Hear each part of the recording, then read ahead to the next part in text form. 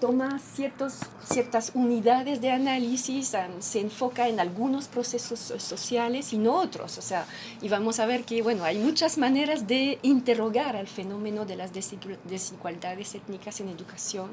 Es un poco eso que es interesante para ver cómo uno plantea también. Eso ya es una primera cosa interesante y quizás, bueno, pues para reflexionar más es la idea de que básicamente francófono, o sea, con el idioma francés dominante, y después de muchas luchas sociales, después de la Segunda Guerra Mundial, hubo una reforma constitucional importante que separó el país en dos, en realidad en tres, pero bueno, dos grandes comunidades lingüísticas.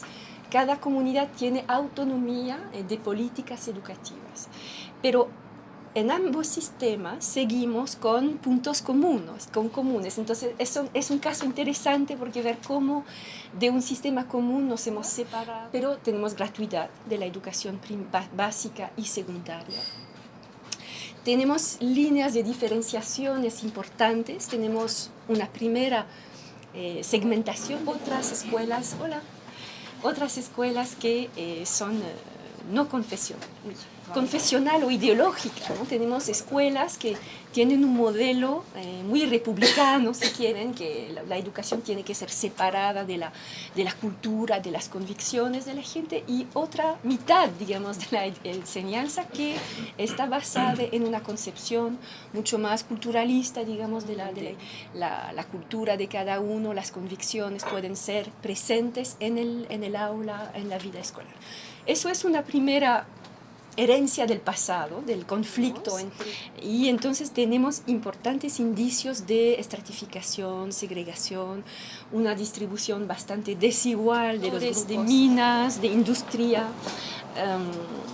Pero lo que llama la atención es que aunque Bélgica sea un país de inmigración desde inicio del siglo XX, no se ha pensado como un país empieza de repente, o sea, a pensarse como un país multicultural, cuando en realidad lo es desde más de un siglo. O sea, es muy interesante como en eso la globalización también ha ayudado, yo creo, a hacer que la gente piense de otra manera, pero muchos años, muchas décadas, hubo presencia de hijos de migrantes en la educación y no fue tematizado ni como un objeto de política pública, ni como un objeto de investigación.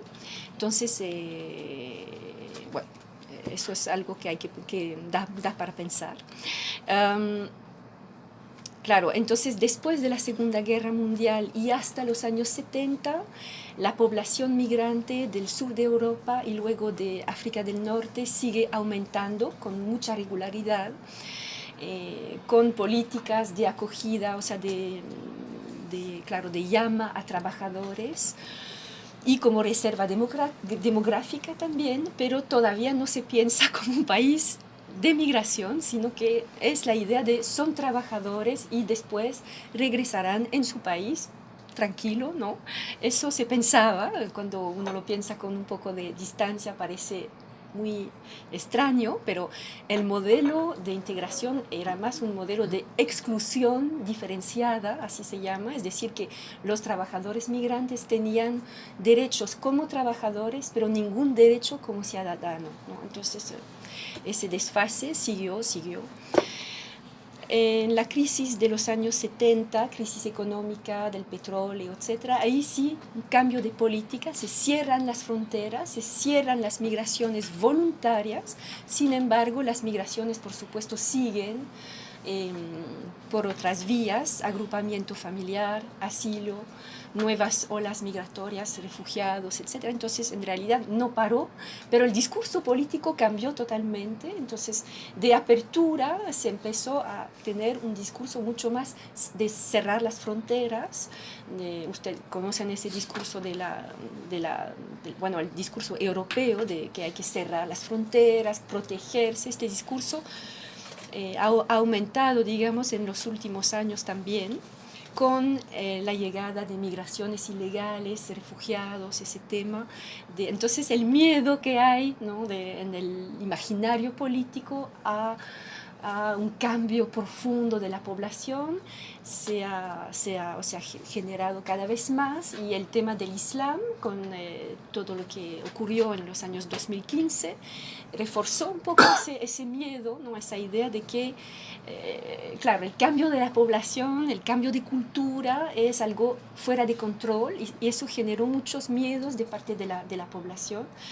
Y lo que es importante notar es que ahí hay un desfase fuerte entre el discurso europeo sobre la inclusión, ¿no? Ese discurso muy de moda, que hay que hacer una educación inclusiva, y en el otro lado, por el otro lado, políticas migratorias muy represivas, muy restringidas. Entonces estamos en muchas contradicciones. Y en Bélgica el resultado de eso es que a nivel de la formación docente estamos pero muy detrás, o sea, yo creo que realmente hay una situación muy tensa entre enormes demandas en las aulas, ¿no? Una demanda por gestionar la diversidad cultural, religiosa, lingüística a nivel del aula, digamos, favorecer la integración, y muy poca formación docente al respecto. Bueno, es también importante apuntar eso. A nivel de políticas de integración, quizás no voy a entrar demasiado en detalles porque si no vamos a hablar toda la mañana del sistema belga, pero simplemente decir, como les decía, que tuvimos primero a nivel de lo que llamo yo modelos de integración nacional, porque yo creo que la actitud frente a los migrantes tiene mucho que ver con el imaginario de la nación, cómo se piensa la nación, ¿no? Su identidad. Y entonces, como les decía, mucho tiempo estuvimos en ese modelo de que los autores llaman exclusión diferencial, ¿no? O sea, una acogida a trabajadores, pero no como ciudadanos de parte de la ciudadanía. Luego, unos avances en los años 70, 80 hacia un modelo más multicultural, pero después de la crisis económica y todo lo que les conté, otra vez un cierre y unas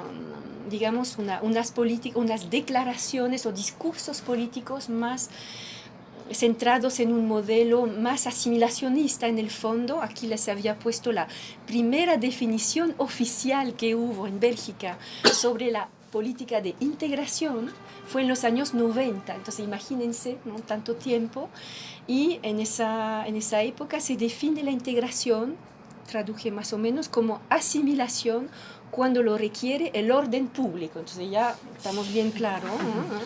Promoción de una inserción social, en realidad hablan más de inserción laboral, maximalizada, respetando a los principios de base del país, y ahí insistieron en la separación entre lo privado y lo público, lo que es una señal de la influencia de ese modelo republicano francés, que el espacio público tiene que ser neutro.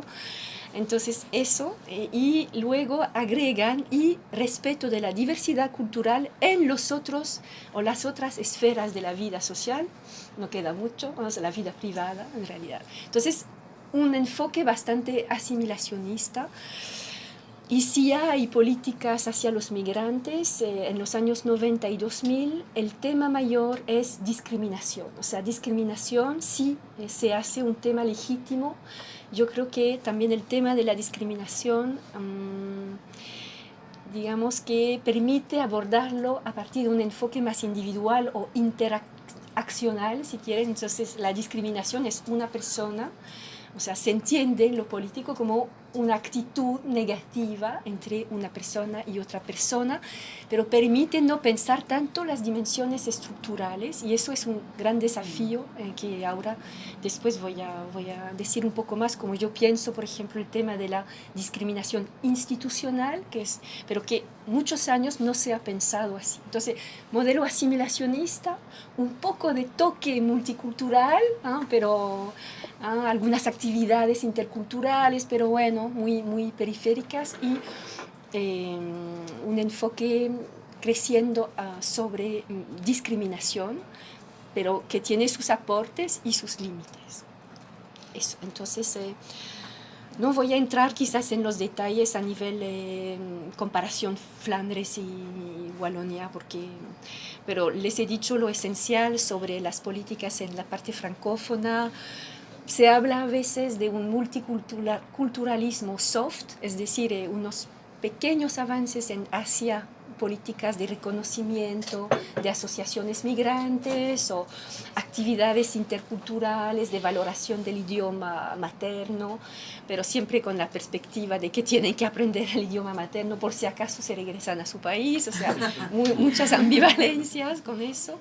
Y claro, también decir que muchas políticas educativas hacia los hijos de migrantes en educación en la parte francófona se han enfocado en un paradigma mucho más global de las desigualdades y insistiendo más en criterios socioeconómicos, no diciendo, bueno, por ejemplo, muchos debates dentro de los investigadores, no, pero la cultura no importa, lo que realmente cuenta son las desigualdades socioeconómicas y vamos a ver que a nivel estadístico es en gran parte cierto. Sin embargo, con esa lectura se ocultó toda la parte más cultural o otros debates de reconocimiento, por ejemplo, o de identidad. Entonces, ese enfoque fue dominante y se notó, por ejemplo, en las políticas de CEP que tuvimos, a zonas de educación prioritarias o de discriminación positiva, que más o menos semejantes, me imagino, a lo que conocen acá, o de financiamiento diferenciado que hemos tenido últimamente, siempre enfocan criterios más socioeconómicos y a veces lingüísticos, o sea, el hecho de no hablar el idioma de la escolarización en la familia es un indicador y entra en los criterios de cálculo de los recursos, pero, por ejemplo, temas culturales siempre muy poco enfocados, muy poco estudiados. Bueno, eso sería para ver un poco el contexto en el cual la investigación sobre migración y desigualdades ha demorado mucho. O sea, en Francia es peor todavía, no sé si algunos han leído los debates en Francia, digamos que en Bélgica francófona hemos estado bajo un poco la influencia intelectual y cultural del modelo francés, pero tenemos nuestras diferencias también. Pero igual, en Francia, por ejemplo, tengo colegas que hasta ahora pelean para hacer existir el objeto de migraciones y educación, por ejemplo, porque no se piensa como relevante, se piensa como secundario, como periférico, siempre la diferencia de derechos o de desigualdades socioeconómicas siendo prioritarias. Entonces es interesante ver también ahí cómo la globalización de la investigación poco a poco hizo que el tema se legitimó poco a poco y que ahora sí están un poco surgiendo más investigaciones sobre idioma, diversidad lingüística, diversidad cultural, identidades, cosas que no se habían trabajado mucho. Entonces ahora les voy al menos que tengan preguntas o no sé cómo lo hacemos, quizás porque después lo que tenía eran dos partes más, uno sobre presentarles brevemente las grandes tradiciones de investigación que tenemos en Bélgica francófona y después hablarle un poquito más de mi enfoque, o sea, algunas cosas que he hecho. Pero quizás podemos ver si hay preguntas. Sí, claro. Claro, una cuestión muy puntual, bien al comienzo de la distribución de la educación pública y particular subvencionada en cada uno de los tipos particulares subvencionados en cada uno de los norte y sur. ¿La proporción cuál es para tener una más o menos mitad-mitad. Es mitad-mitad. Sí, es bien equilibrado. Okay. Sí. Yo creo que incluso hay un poco más de subvencionado, de privado subvencionado. Y los hijos de migrantes se distribuyen de forma más o menos igual, o sea, no hay un impacto de lo que llamamos las redes sobre distribución o sea, socioeconómica. El sector privado subvencionado es un poquito más favorecido, levemente, indicadores más de índice socioeconómico un poquito más alto, pero la diferencia es menor. O sea que también hay escuelas católicas o privadas subvencionadas con públicos con índice socioeconómico bajo y idem para la diversidad cultural, se distribuye. ¿Y son subvencionadas al 100% o con escala? Sí. Eso se debe también a que la distancia entre, o sea, de las clases no es la distancia que tenemos nosotros acá. Claro. Que también es, claro, es mucho más homogénea. Sí. Es importante lo que dice. Claro, el tema de la segregación residencial no se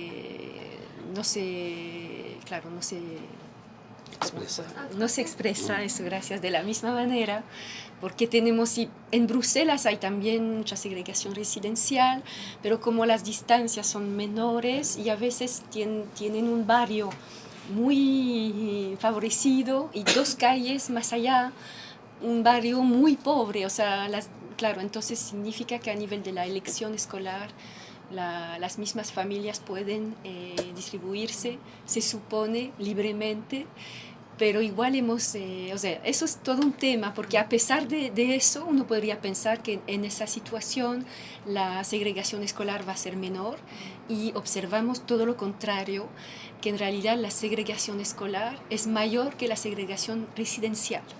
Entonces tenemos, por ejemplo, una zona en Bruselas mixta, digamos, claro, socioeconómicamente mixta, donde hay colegios muy privilegiados y colegios con índice socioeconómico bajo.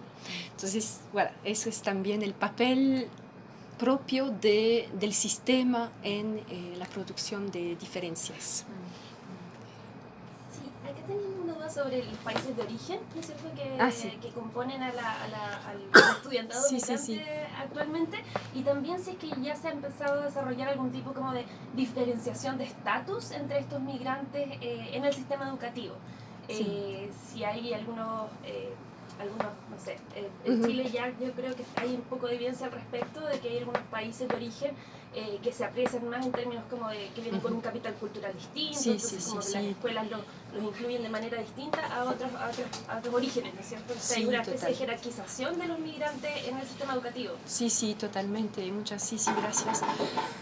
Tenemos la misma situación, tenemos, o sea, las primeras olas migratorias que vinieron de Europa del Sur, ahora son yo diría, totalmente integrados, o sea, italianos, españoles, portugueses, ya no es un tema, o sea, son de tercera, cuarta generación.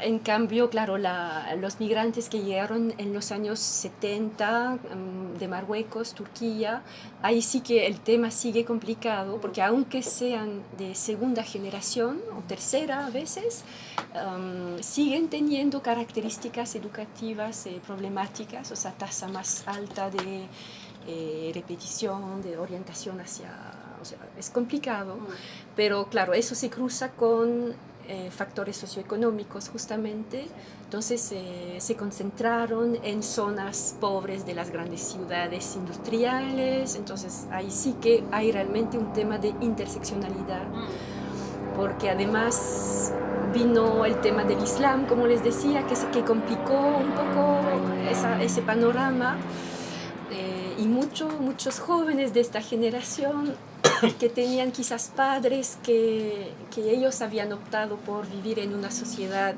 secularizada y que se definían de forma, entre comillas, secularizada o laica. Los hijos ahora están volviendo hacia la religión, entonces están reinventando su diferencia, ¿no?, en contexto migratorio, y eso también complica, digamos, el debate intercultural. Entonces el factor socioeconómico más ese factor hace que esas minorías están todavía en situación compleja. Pero siempre hay que matizar, porque en realidad en la misma comunidad de Marruecos o de Turquía tú tienes una gran heterogeneidad también ahora, con gente de clase media alta también, o sea que hay que tener una visión más compleja. Y luego las últimas migraciones, también hay mucha diversidad, hay de todos los países, por ejemplo, Afganistán, Irán, tienen a veces capital cultural alto y bueno, se integran muy rápidamente en la lógica educativa. En cambio, por ejemplo, hay gente que viene de África, de países subsaharianos, como se dice, y con, bueno, también mucha heterogeneidad. O sea, sí, la situación es muy compleja y tienes razón de decirlo, porque cuando se habla de hijos de migrantes es una categoría muy global y en realidad cubre muchas realidades sociales muy distintas. Yo tengo preguntas de contexto. Respecto al sistema público-privado, ¿hay como debate o preocupación porque exista mayor educación pública o no es tema, no es preocupación? Sí. Y existen preocupaciones sobre quién es este mundo privado o está como o nos genera controversia. Ajá, sí. También como porque en otros países, no sé, en el caso de Bélgica, pero en que la mayoría de quienes administran la educación privada tienen que ser iglesia, digamos, que entiendo que el caso de Bélgica.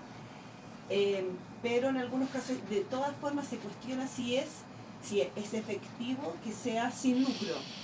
Aunque sean fundaciones sin lucro y de iglesia, igual a veces tenemos iglesias que tienen, no sé, muchos colegios y etcétera. Entonces, no sé, eso como en relación como a las cautelas, preocupaciones y debates sobre este público-privado. Sí. Sí, en realidad, o sea, es complejo en Bélgica porque el privado tampoco es tan privado ahora, porque en realidad, porque es totalmente subvencionado, entonces es gratuito. Ahora, es verdad que hay un pequeño debate sobre gratuidad, porque algunos colegios piden gastos adicionales, o sea, no indirectamente, no pueden pedir, pero igual lo hacen. Y algunos piensan que puede ser un factor de segregación, pero digamos que no, la problemática no es tan aguda como en otros contextos, porque nunca son muy altos estos gastos, ¿no? Entonces, podemos decir que la gratuidad es básicamente garantizada. Eso es una cosa. Y lo otro es que, como decía, como hubo ese proceso de estandarización pedagógica, o sea, imponer un currículum común para todas las escuelas, que sean católicas o no, que sean públicas o no, tienen que respetar el mismo programa, básicamente, aunque hay todavía autonomía pedagógica en algunos asuntos, entre otras cosas en la enseñanza religiosa, por supuesto, pero si no, básicamente todos los alumnos de básica y hasta 15 años tienen el mismo currículum. Entonces, esta estandarización, eso tranquilizó un poco, digamos, el debate sobre la educación privada subvencionada, si quieres, que no es tan agudo, no es como si hubiese enormes diferencias curriculares o gastos mucho más, no, se ha nivelado bastante, ¿no? Por eso creo que el debate es menos agudo políticamente que en otros contextos. No es como en Francia, en donde la educación privada, por ejemplo, cuesta realmente mucho. En Bélgica es casi pública la educación privada subvencionada, se puede decir que es casi pública, algo así. A mí me tocó el año pasado, tuve la posibilidad de hacer alguna entrevista en Bélgica y conversar con gente respecto a ese tema, y lo que me llamó la atención es que el concepto de educación pública involucra a los privados. Es una diferenciación administrativa, pero cuando a un ministro se refiere a la educación pública, está entendiendo las escuelas privadas también. Está englobando todo. En la educación de párvulo. Sí, claro. De los jardines públicos, los BTF que son privados. Y son privados. Súper instalados. Sí. Pero es un tema complejo porque igual hay problemas, digamos, con el hecho de que haya estas dos redes y sigue creando dificultades. Por ejemplo, bueno, es otro tema, pero últimamente se intentó consolidar o robustear un poco la educación ciudadana y crear un curso de educación cívica y filosofía en todas las escuelas. La idea era justamente evitar segmentaciones, porque ahora el alumno puede escoger un curso de religión. Si va a escuelas católicas va a ser un curso de religión católica, si va a escuelas públicas puede escoger entre moral y varias religiones. Pero la idea era evitar segmentaciones internas, entonces crear un curso común sobre ciudadanía. Y ha sido, pero súper complicado hacer esa pequeña reforma. ¿Por qué? Porque el sector católico no quiso en realidad implementar el nuevo curso, pero como estaban obligados realmente, legalmente, en crear algo, crearon competencias ciudadanos y pusieron algunas en el curso de historia, algunas en el curso de tal y tal y tal, de historia, de filosofía, que, bueno, no me acuerdo exactamente, en francés también. Entonces, y hay mucho debate al respecto, como la dificultad que la educación católica sigue teniendo para pensarse como no confesional. Eso sigue siendo un tema. Y contraintuitivamente, yo creo que para muchos, sobre todo chilenos, latinoamericanos, la Iglesia Católica es importante en Bélgica. Es un actor, yo diría, mucho más que en Chile. Ajá. Ajá.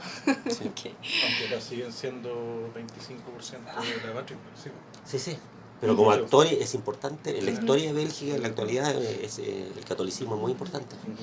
Sí, ahora... es un tema, quizás nos salimos un poco de la... Sí. Pero habría mucho que decir. Sigo con las corrientes. Entonces, 5 tradiciones de investigación. Entonces, hemos organizado el capítulo identificando a partir de la revisión bibliográfica 5 líneas de investigación. La primera que llamamos aritmética política, después voy a explicar. La otra, cultura y rendimiento, una línea sobre lenguaje y competencias lingüísticas, una línea más de school effectiveness y finalmente una línea sobre racismo, racial discrimination, discriminaciones, etc. Entonces voy a entrar brevemente en cada una de estas líneas y decirles un poco, compartirles lo que hay como tipo de preguntas y resultados. La aritmética política, ¿qué es y cuáles son los principales conceptos y resultados? Entonces, definición de esa línea. Se trata, me imagino que ustedes tendrán eso aquí también, de encuestas cuantitativas, muchas veces amplias, mayormente orientadas por preocupaciones de regulación política, son muchas veces policy oriented, ¿no? Son, pedidas por lo político muchas veces, y ofrecen descripciones representativas o tratando de ser representativas de la configuración, de las características, de las trayectorias escolares de jóvenes de minorías etnoculturales o migrantes. Entonces se trata de describir, tipificar, medir tendencias, trayectorias escolares de alumnos migrantes, comparándoles con alumnos nacionales o comparando también entre sí grupos, ¿no?, de migrantes y también tomando en cuenta diferencias socioeconómicas, o sea, en qué medida el factor migratorio impacta o no las trayectorias. Lo que pasa es que en Bélgica, comparado con otros contextos, tenemos mucha dificultad con esa línea porque tenemos pocos datos, o sea, tenemos un Estado que demoró mucho en producir estadísticas confiables, o sea, indicadores, y además se complicó el tema porque, como les decía, hay esa sensibilidad que no es interesante, o sea, en el imaginario político documentar el tema migratorio, sino que diferenciaciones socioeconómicas. Entonces, las estadísticas incluyen indicadores, por ejemplo, de índice socioeconómico, a veces incluyen la nacionalidad, pero elementos más, por ejemplo, sobre la nacionalidad de los padres o de los abuelos, entonces la etnicidad, la autodefinición, ¿no?, de la etnicidad también. Eso no sé, no hay nada sobre, no hay datos oficiales sobre, y es una pelea de algunos investigadores para tener, aunque hay un debate también al respecto, es importante o no colectar datos, o es relevante o es políticamente peligroso recolectar datos sobre diferencias étnicas, entre comillas, el simple términos de étnico en Bélgica francófona, como que eso... La gente no quiere hablar con ese concepto, como parece políticamente poco correcto, o sea, entonces es todo un tema porque resulta que hay muy pocos datos oficiales, no podemos contar con datos disponibles, y cuando los hay es casi es súper difícil obtenerlos. Hemos a veces estado 2 años pidiendo bases de datos que nunca llegan, y cuando llegan tenemos tantas obligaciones de anonimar, etcétera, que no podemos hacer nada. O sea, es complejo el tema. La otra dificultad es que en Bélgica no es como en Inglaterra, por ejemplo, hay muchos test estandarizados públicos también. No tenemos, tenemos poco, o sea, desde que hubo esas estandarizaciones pedagógicas hay un poquito más, pero todavía falta datos sobre rendimiento, en realidad, datos comparables. Entonces, muchas veces los investigadores tienen que usar PISA, las bases de datos PISA, que es muy limitada, porque solo, bueno, los indicadores son limitados también, y como es una muestra, hay pocos hijos de migrantes dentro de la muestra. Si usted empieza a detallar según origen nacional, ya no puede hacer nada a nivel estadístico, o hay que agrupar los grupos, o sea, es complicado, o si no, hay que hacer cuestionarios, pero bueno, también es otra operación, ¿no? Y entonces resulta que hay en realidad poco trabajo en esta línea. Simplemente decir que hay también un poco más en la parte flamenca que en la parte francófona, por las mismas razones que dije antes, que los flamencos están más interesados en el tema de la diferenciación cultural. Y bueno, decir que igual hay algunos artículos interesantes al respecto que usan o PISA haciendo grupos, por ejemplo, agrupando África del Norte o Europa del Sur, Europa del Este, o sea, haciendo estos grupos, ahí se puede hacer algunos tratamientos estadísticos, y lo que resulta con estos trabajos es que tanto en la parte flamenca como en la parte francófona tenemos importantes grados de inequidad, un gap entre alumnos en situación de desventaja socioeconómica y los de sectores más dotados. En Bélgica esta diferencia es una de las más fuertes de toda la OCDE, ¿no? O sea, tenemos realmente un grado importante de inequidad a nivel socioeconómico. Y en cuanto a alumnos migrantes, la proporción de alumnos migrantes con bajos resultados escolares es fuerte, y cuando se hace regresiones multilineales, por ejemplo, para identificar el efecto propio del origen migratorio, controlando por las características socioeconómicas, lo que se nota es que lo que predomina es el efecto de los factores socioeconómicos. Entonces, es cierto que eso es el efecto mayor, pero igual hay un efecto residual, no sé si se dice así, del estatus migratorio en ambas comunidades.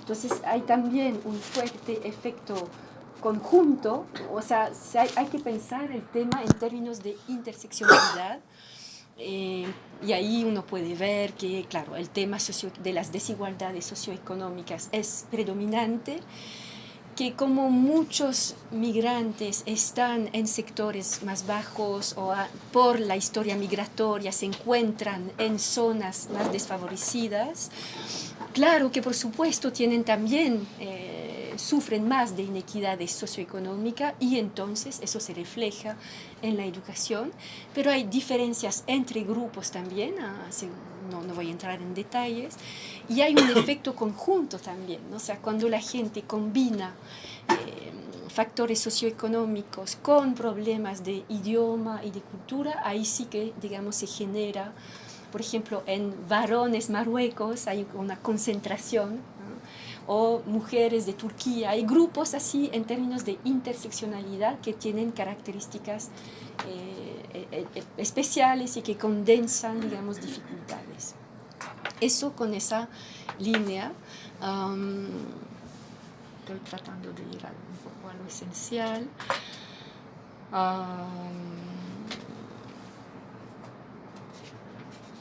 Sí, todavía dentro de esta línea de investigación lo que se hace también es identificar cuantitativamente, a partir de bases de datos o de cuestionarios, tipos de trayectorias escolares. Por ejemplo, hemos hecho una encuesta representativa y hemos tratado de tipificar trayectorias escolares, por ejemplo, una trayectoria que llamamos lineal, en la cual los alumnos no repiten, van en las orientaciones más legítimas, sin repetición,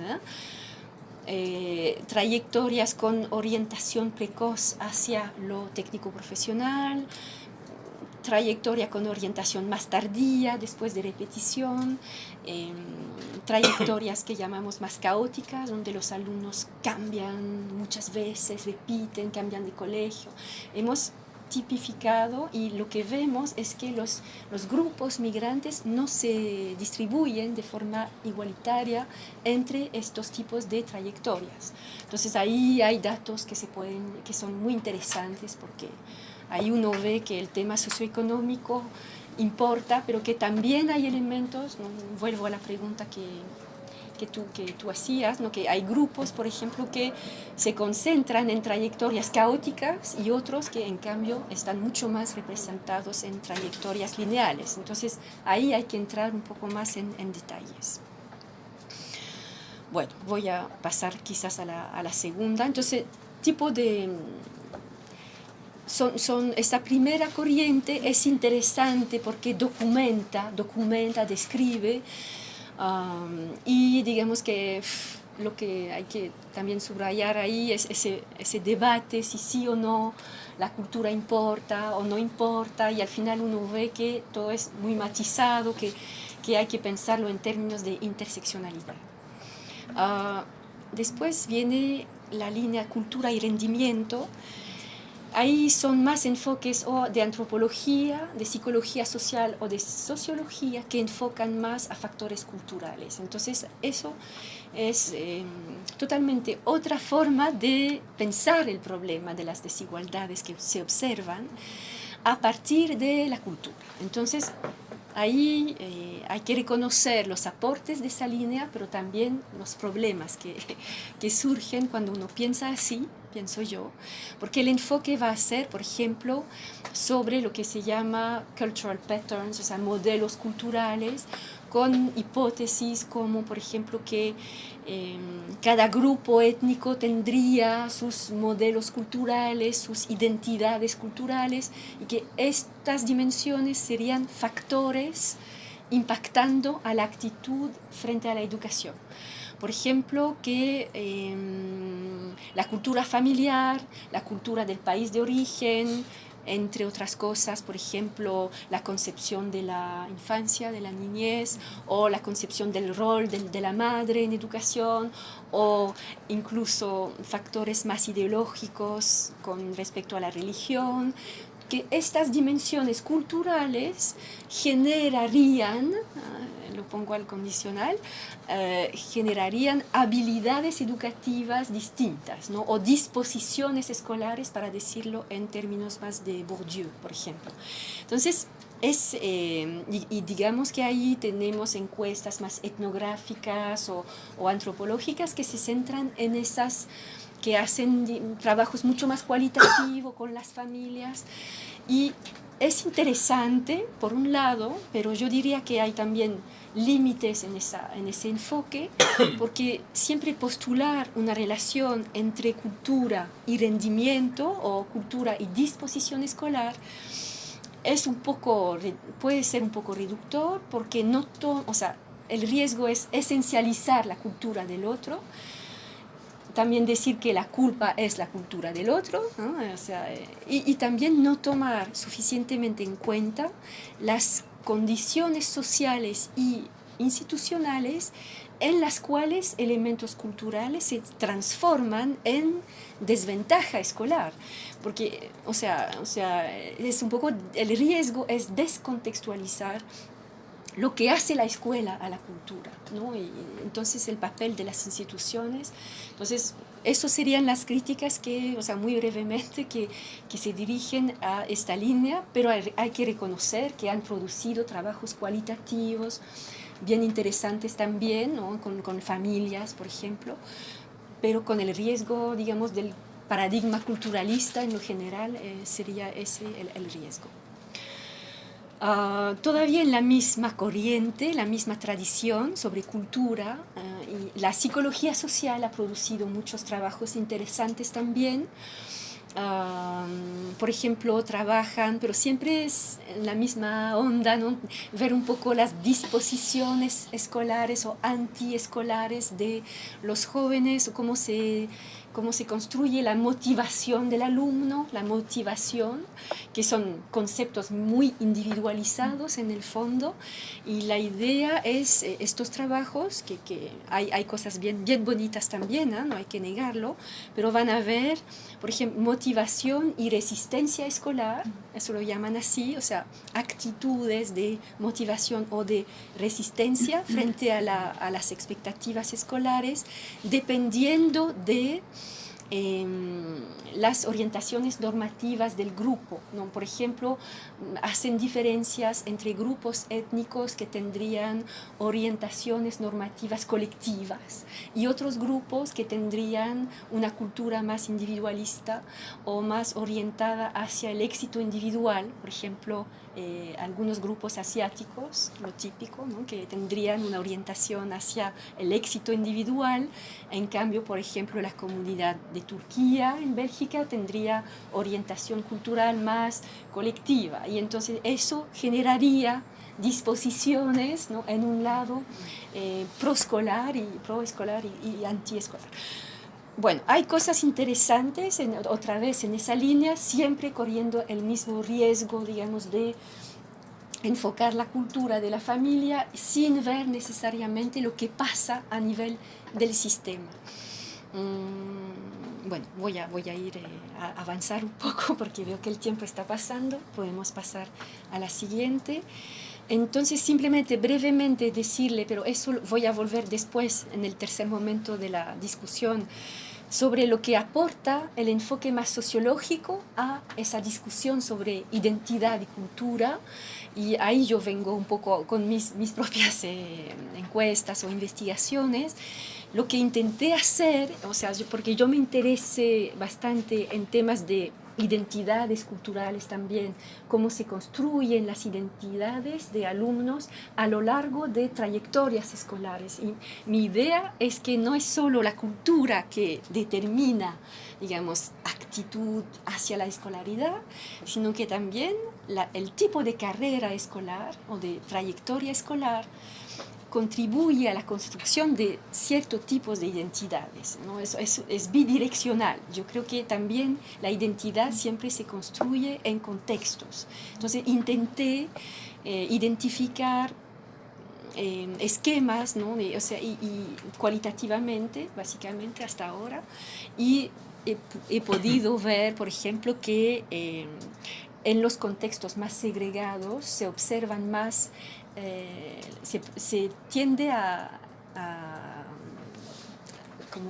¿cómo podría decir? Se tiende a generar más identidades más etnicizadas, por ejemplo, ¿no? Porque la exclusión social genera un sentimiento de sentirse excluido, de no identificarse a la comunidad nacional, y entonces ahí sí los jóvenes a veces como que adoptan discursos sobre su propia cultura que son más cerrados y se identifican más al grupo minoritario. En cambio, en trayectorias escolares más lineales o más de éxito escolar, uno observa mucho más formas de construir la identidad mucho más plural, multicultural, o incluso asimilacionista, o sea, gente que dice yo no tengo nada que ver con el grupo de origen de mi papá, no me hable de eso, yo soy belga, yo soy de aquí. Entonces yo creo que incluso jóvenes del mismo grupo étnico, ¿no es cierto?, con condiciones familiares muy semejantes, según la trayectoria escolar, yo lo enfoco en términos de carrera, en el sentido más interaccionista. Entonces la idea es que la identidad se va adaptando también a la imagen que las instituciones reflejan. Entonces, yo creo que hay que pensar identidades y trayectorias y efectos también, establecimiento en dialéctica. Eso para decirle un poco esa idea de ir más allá de un enfoque solamente culturalista, que a veces es una tentación. Yo creo que puede aportar, pero yo creo que no es suficiente. Bueno, entonces eso sería para el enfoque más cultural. Una tercera línea es llevada a cabo por los sociolingüistas o gente que trabaja también didáctica del idioma, por ejemplo. Entonces es una línea que hemos llamado lenguaje y competencias lingüísticas. Y ahí podemos pasar simplemente grandes shifts, ¿no? Ahí simplemente, porque yo no soy sociolingüista por nada, pero he trabajado sobre temas con colegas sociolingüistas, sobre temas de cómo se piensa otra vez la diversidad lingüística en el colegio, ¿no? Y venimos en nuestros países, aquí no sé cómo será, de tradiciones muy asimilacionistas y monolingües, es decir, que era como algo natural que una nación tiene que, es la herencia del nacionalismo, que una nación tiene que tener un idioma nacional único, una cultura única. Entonces, incluso eso se reflejaba hasta los años 70, 80 en la sociolingüística, que estaba basada en un paradigma bastante monolingüe, y se reflejaba también en las políticas lingüísticas, donde se recomendaba, por ejemplo, casi olvidar el idioma maternal y asimilar el idioma de la escuela como prioridad. Entonces, el multilingüismo muchos años se pensó como un problema, como un handicap, ¿cómo se puede decir? Handicap, claro. Entonces, por ejemplo, se impedía a los niños hablar en su idioma familiar en el patio, ¿no? O sea, bueno, entonces políticas así muy de asimilación lingüística. Y desde 10 o 15 años se observó un giro hacia, incluso dentro de la sociolingüística, de valoración más al plurilingüismo, con la idea de que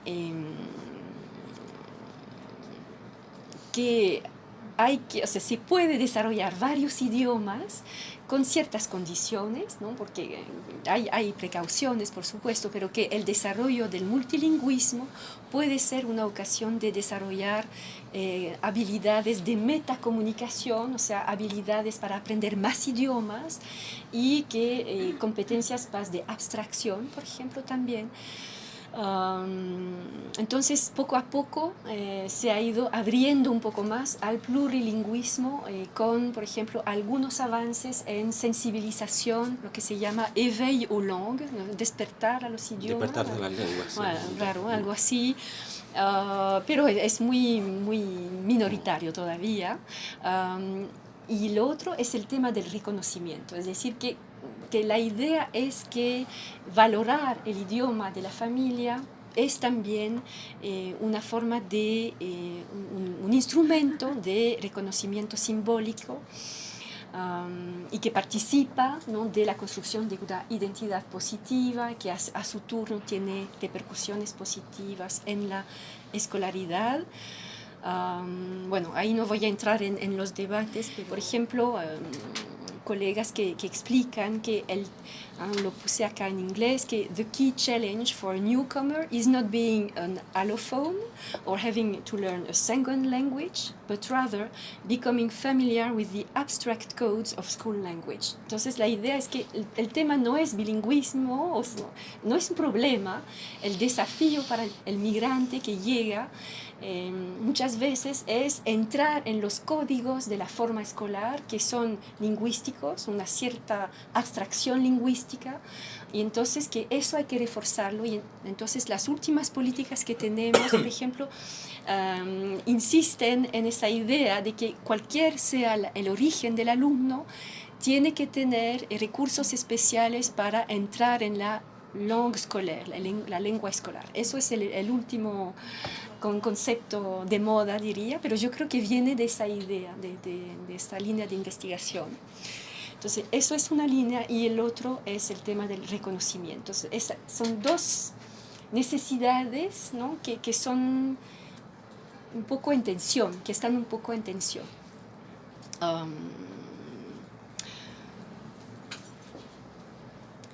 Bueno, otro elemento interesante que apuntar en esa línea es que muchas veces en el debate, incluso hoy en día en el debate público sobre migración, el tema del idioma sigue siendo algo que siempre vuelve. O sea, no, pero estos migrantes no hablan y nunca hablan francés, entonces, ¿cómo se va a integrar al colegio si no hablan francés? Entonces, es un tema bien político también.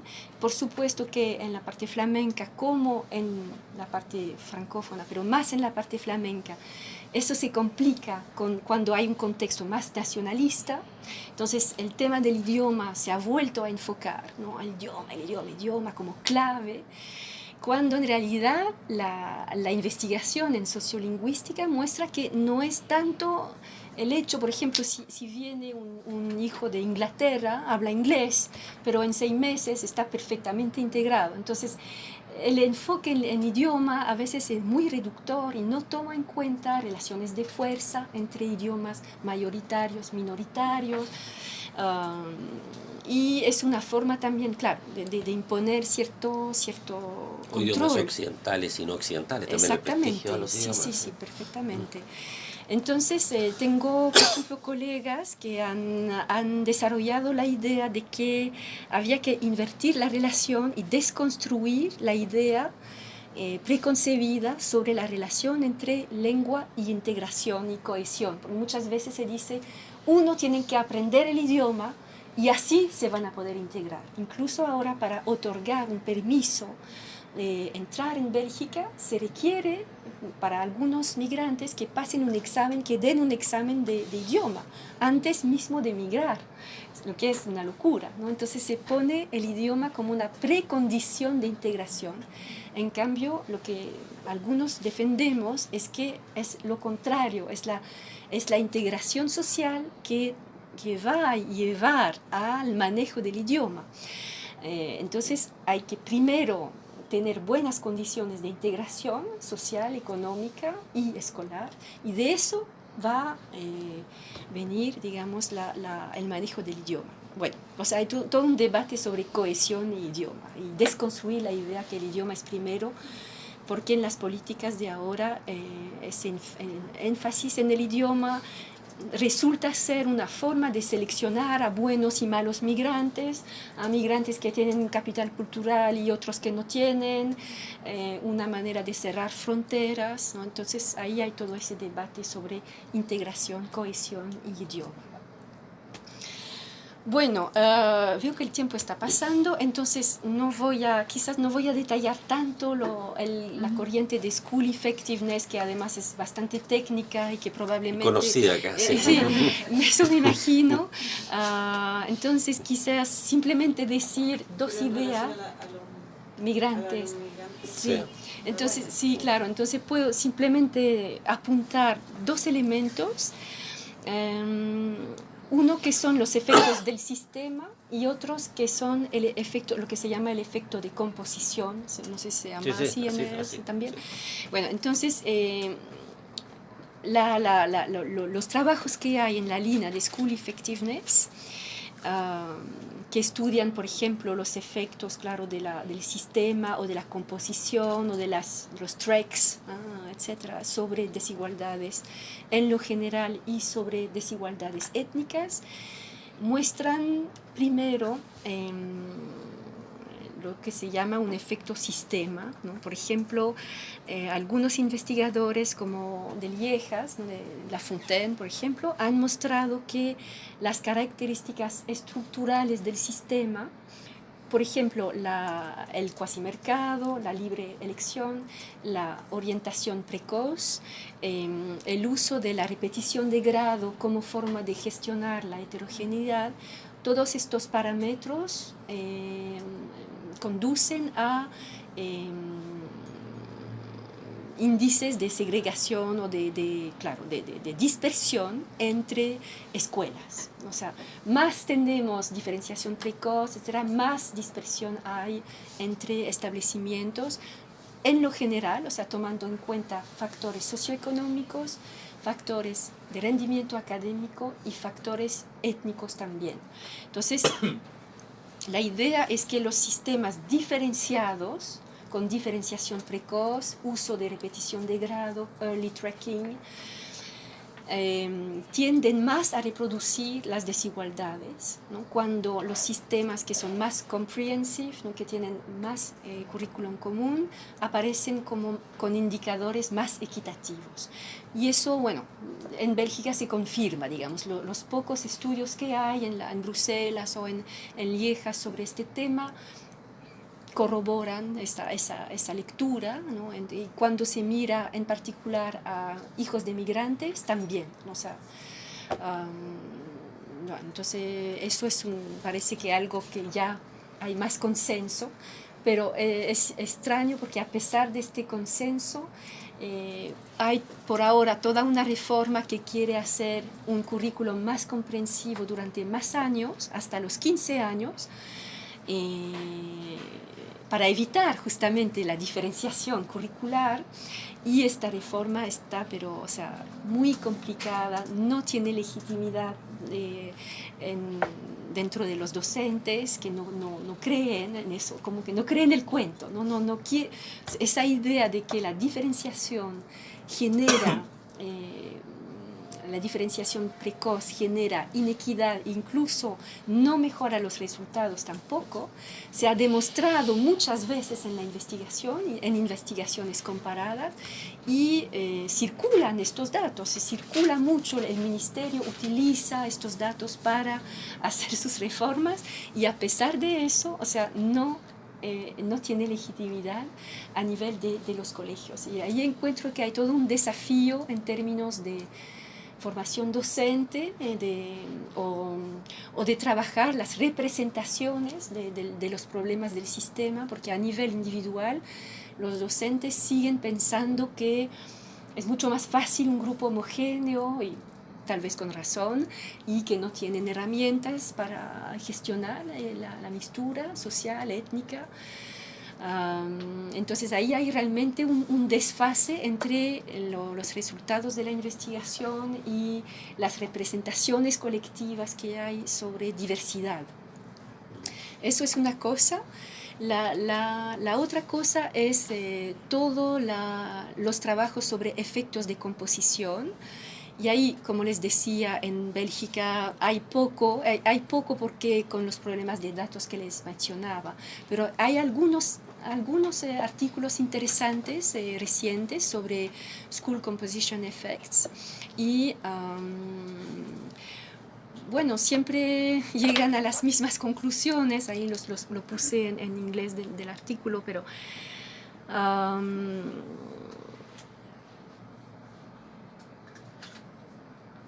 es siempre la idea que la composición del aula, la concentración de hijos con bajo rendimiento escolar o con, por ejemplo, bajo índice socioeconómico, o con también concentración de composición étnica, digamos, tiene un efecto en rendimiento y algunos trabajos muestran que este efecto de composición sería incluso mayor al efecto de las características lingüísticas, por ejemplo, individuales del alumno. O sea, el hecho de hablar otro idioma que el idioma materno, que el idioma escolar, es menor que el efecto de estar en un aula con bajo índice socioeconómico y bajo rendimiento escolar. O sea, el efecto de composición en Bélgica siempre aparece muy fuerte, muy determinante. Y otra vez, para hablar de desfase, ese elemento no logra pasar a nivel de las representaciones de los actores de la educación. Bueno, eso es un tema recurrente, digamos. La composición étnica del aula también se ha estudiado un poco y impacta la construcción, por ejemplo, varios indicadores en términos de construcción de su propia identidad, de sentimiento de pertenencia al grupo mayoritario o al grupo minoritario, como se dice, al tipo de relaciones que el alumno puede establecer con pares nacionales o minoritarios. Entonces la composición del aula impacta muy negativamente a todos estos indicadores, no solo de rendimiento escolar, sino que también de ciudadanía y de identidad.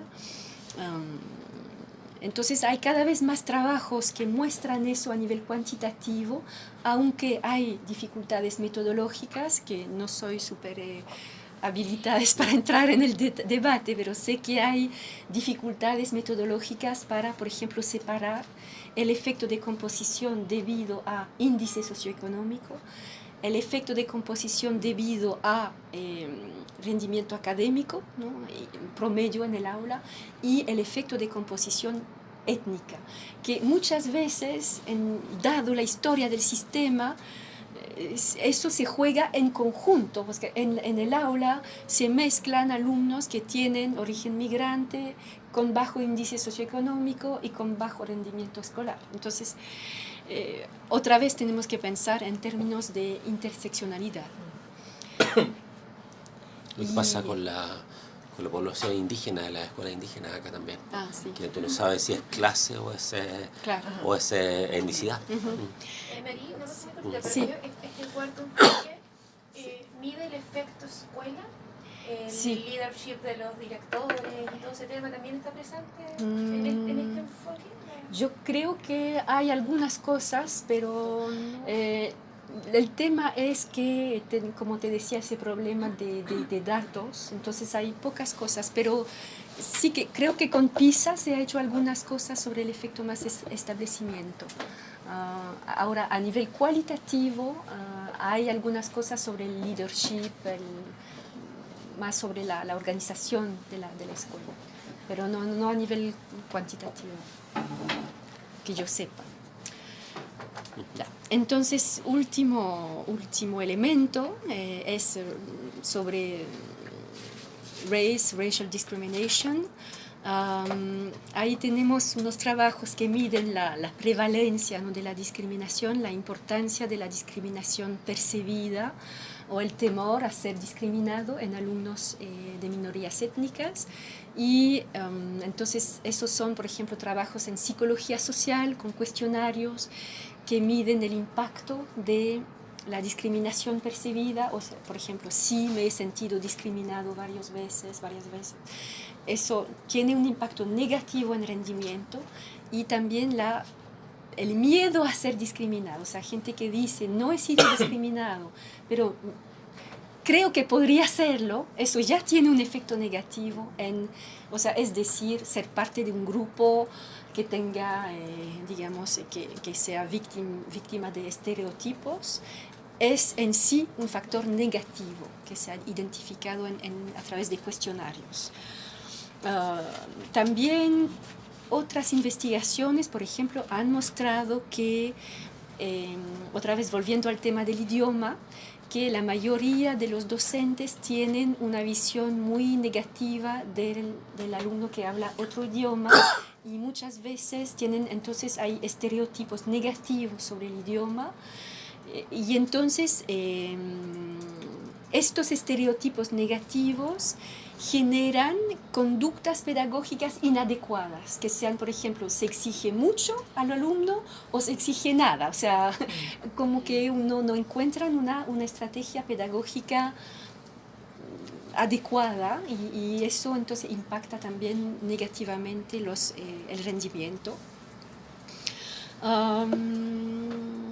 Bueno, ese tipo de investigaciones sobre las consecuencias de la discriminación percibida sobre rendimiento, o también otros más sociólogos han trabajado sobre el estereotipo étnico en momentos claves de la orientación. Y, por ejemplo, se ha podido demostrar que en algunos momentos claves de orientación escolar, por ejemplo, al entrar en la secundaria o al terminar el primer ciclo, donde ahí se elige si uno va a hacer la educación general o la educación técnica profesional, en todos estos paliers, como se podría decir, estos momentos claves, digamos, de la orientación, los alumnos migrantes tienden a ser orientados más hacia abajo que los demás, que los nacionales, con mismos resultados académicos. Un alumno belga y un alumno de origen migrante, en promedio el alumno migrante tiende a ser orientado más hacia orientaciones técnico-vocacionales, por ejemplo. Entonces se habla de estigma étnico, etc. Entonces, si hay cosas sobre los mecanismos de discriminación, eso sería. Entonces, yo diría que en el capítulo terminamos la reflexión sobre la idea de que aparece necesario tomar más en cuenta lo que yo llamo con otros la discriminación más sistémica, por ejemplo, cuando se habla de la orientación, ¿no es cierto?, de los sesgos en la orientación.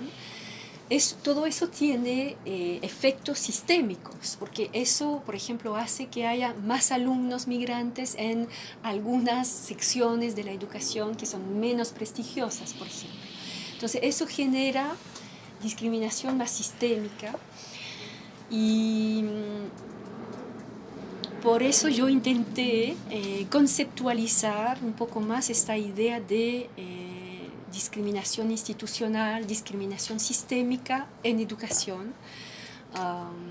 Y es eso que podría terminar con eso quizás, pero no sé si antes de entrar un poco más en porque yo ya había preparado 2-3 slides también para explicarles un poco cómo veo yo esa idea de la discriminación institucional. Yo creo que es mejor que sigas. Sigo y termino. Okay, entonces con eso terminé un poco el panorama. Entonces me imagino que son líneas de investigación que existen también acá y como les dije en Bélgica faltamos mucho de datos cuantitativos, creo que a lo mejor acá hay más.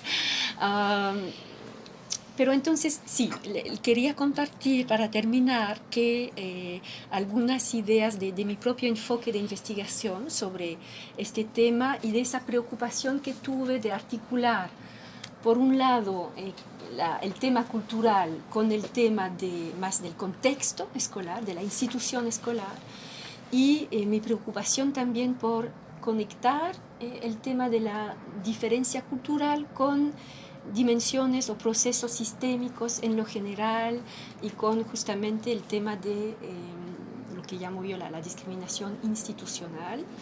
Entonces ahí les he puesto alguna bibliografía por si acaso quieren mirar un poco más y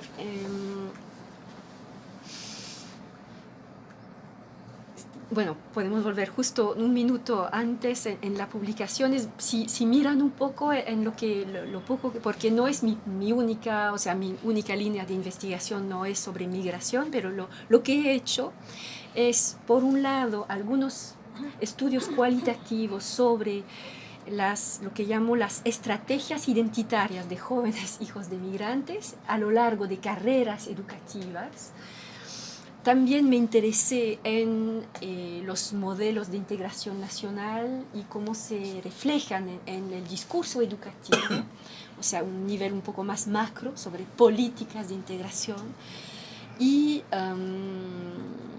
también me interesé al nivel más del establecimiento escolar, de la escuela como organización, mirando cómo en cada escuela se desarrollan lo que llamo políticas locales de tratamiento de la diversidad, que están muy ligadas, en mi hipótesis, están muy ligadas a la posición también del colegio dentro del cuasimercado escolar. O sea, para mí, el modo de tratar la diversidad cultural es parte de una estrategia más global de la escuela, que de tratar a las diferencias, a las desigualdades en lo general, y eso tiene que ver con su posición estratégica en el mercado escolar.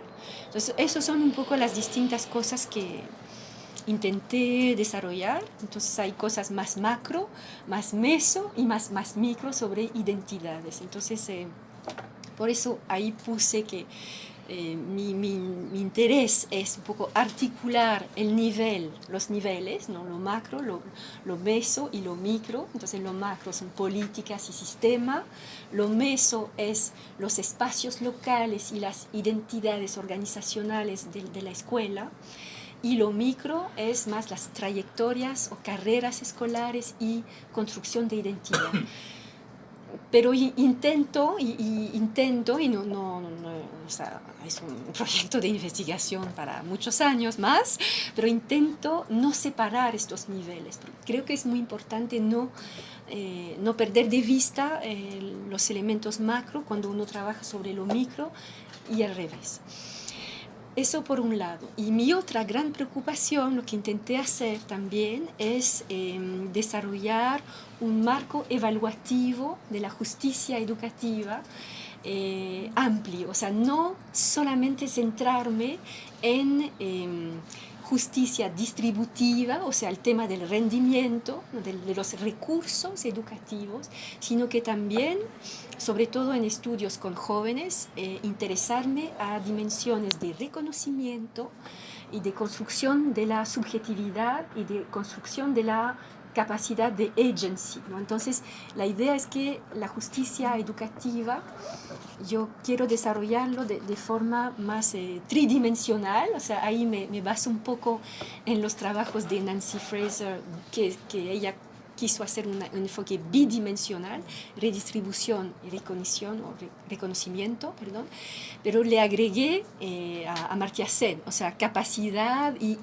O sea, yo creo que un enfoque completo se centra en igualdad o desigualdad de recursos, el tema de la distribución, el tema del reconocimiento, o sea, de la diferencia, de la inclusión en ciudadanía, y el tema de la capacitación, ¿no? del desarrollo de una capacidad de acción, de un sentimiento de poder actuar en su vida, y que en las carreras escolares muy marginalizadas esos aspectos también son importantes.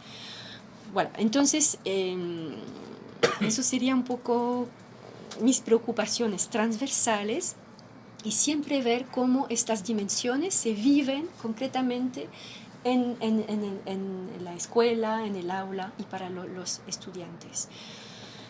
Entonces, quizás 2-3 elementos para concretar un poco más lo que acabo de decir.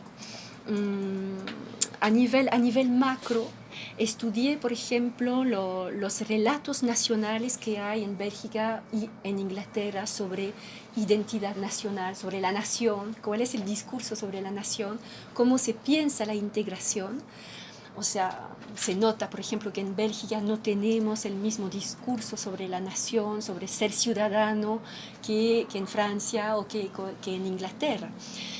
pero mi idea es que no es solo un tema de discurso, de retórica, sino que también eso se encarna en el sistema educativo. Y entonces lo que observo es que si bien hay un discurso nacional, tenemos versiones muy distintas de este discurso nacional según el lugar del sistema educativo. O sea, en Bélgica, por ejemplo, en algunas escuelas tenemos un discurso muy multiculturalista, diferencialista, pero en otros lugares un discurso mucho más asimilacionista o meritocrática.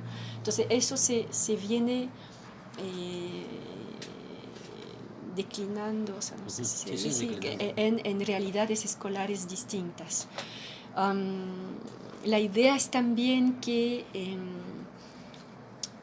intento ver cómo las desigualdades, o sea, cómo la categorización de los públicos minoritarios, como la definición de un público minoritario, como es parte de un proceso más global de construcción de las desigualdades en el sistema.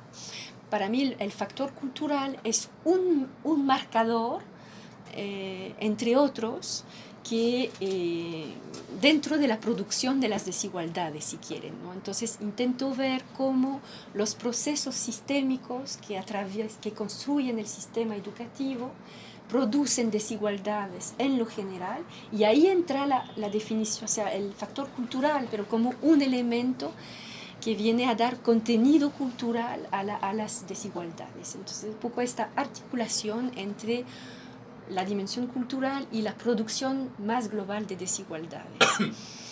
Entonces, la idea es ver la estructuración del sistema educativo, por ejemplo, el hecho de que haya cuasimercado, el hecho de que haya, claro, un fuerte efecto de establecimiento. Se nota que estos elementos estructurales tienen un impacto fuerte en la forma de pensar la diversidad cultural. Bueno, entonces eso sería una línea de reflexión, no separar el discurso sobre la diferencia de los mecanismos más profundos de producción de la desigualdad.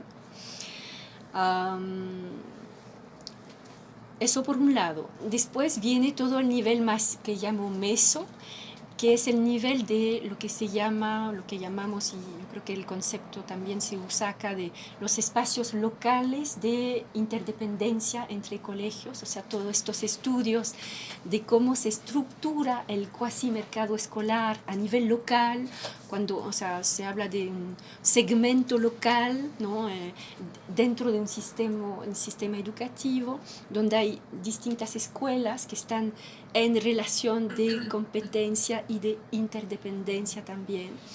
Y entonces lo que se nota, si quiere, es que la distribución de alumnos migrantes también está muy impactada por estos juegos locales, ¿no? Entonces hemos estudiado, por ejemplo, a nivel de la ciudad de Lieja, que es una gran ciudad, unos espacios locales. Y se nota, por ejemplo, que los hijos de migrantes de distintas minorías se distribuyen de forma muy clara, muy evidente, entre los establecimientos más prestigiosos, menos prestigiosos, más relegados, etc.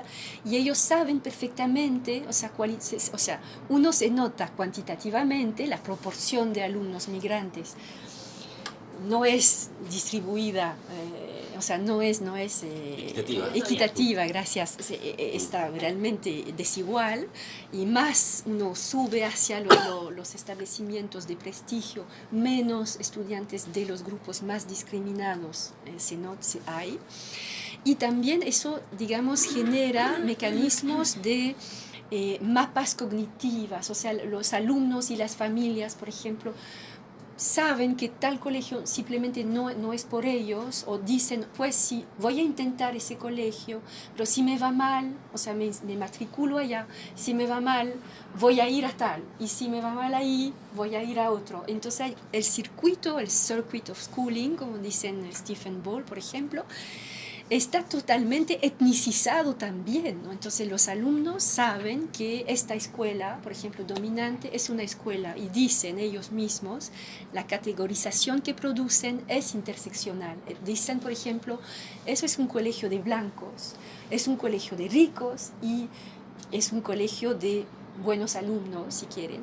Y yo estoy en un colegio de black, estoy en un colegio de nulos, que le va mal, que le va mal, que son tontos, por ejemplo, dicen cosas muy fuertes.